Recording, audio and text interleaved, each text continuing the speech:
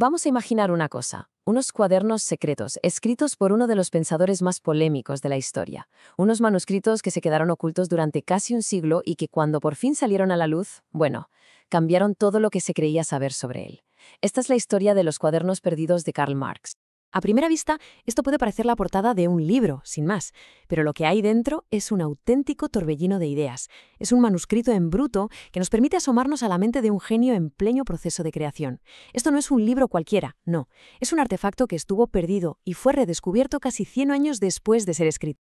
Para entender por qué son tan importantes, lo primero es lo primero. Hay que saber qué son exactamente estos cuadernos tan misteriosos.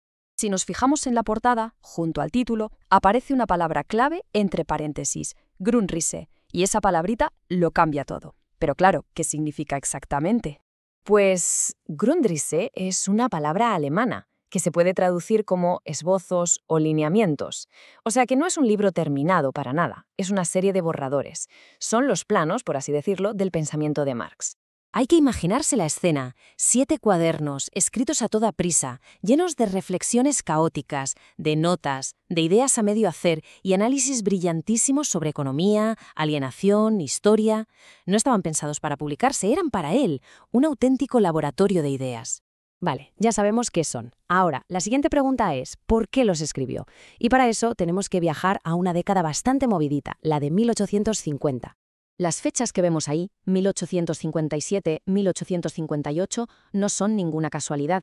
Ese breve periodo de tiempo fue de una intensidad increíble, no solo en la vida de Marx, sino para el mundo entero. A ver, pongámonos en situación. Después de publicar el Manifiesto Comunista, a Marx lo exilian y acaba en Londres, hundido en la pobreza. Se pasa casi una década estudiando día y noche en el Museo Británico, pero el punto de inflexión es 1857, cuando estalla la primera gran crisis económica mundial. Ahí es cuando siente una urgencia tremenda por volcar en el papel los 15 años de investigación que llevaba a sus espaldas. Y esa urgencia nos lleva directamente al título completo de la obra, que nos revela su ambicioso objetivo. El título completo es Elementos fundamentales para la crítica de la economía política.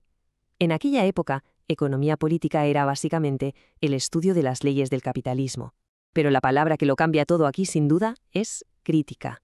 Y esto lo ilustra a la perfección. Mientras que los economistas clásicos como Adam Smith intentaban describir el capitalismo tal y como funcionaba, Marx quería hacerle una especie de autopsia al sistema, quería revelar sus contradicciones internas y demostrar por qué, según él, estaba destinado a transformarse. Entonces, si estos eran solo borradores, ¿qué relación tienen con su obra más conocida? Pues resulta que los Grundrisses son, ni más ni menos, la antesala de su obra cumbre, El Capital. La mejor analogía, de verdad, es la de un arquitecto. Los Grundrisses serían los bocetos iniciales, caóticos, exploratorios, llenos de ideas que luego se descartan y de momentos geniales. En cambio, su obra más famosa, El Capital, es el plano final, estructurado, lógico y listo para ser presentado al público. Es que la evolución es fascinante. De esa explosión creativa de los Grundrisse, Marx primero saca y pule una pequeña parte en 1859.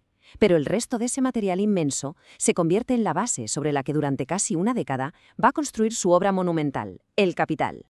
Y aquí es donde la historia da un giro alucinante. Porque, a pesar de su importancia, este manuscrito no vio la luz durante mucho, mucho tiempo.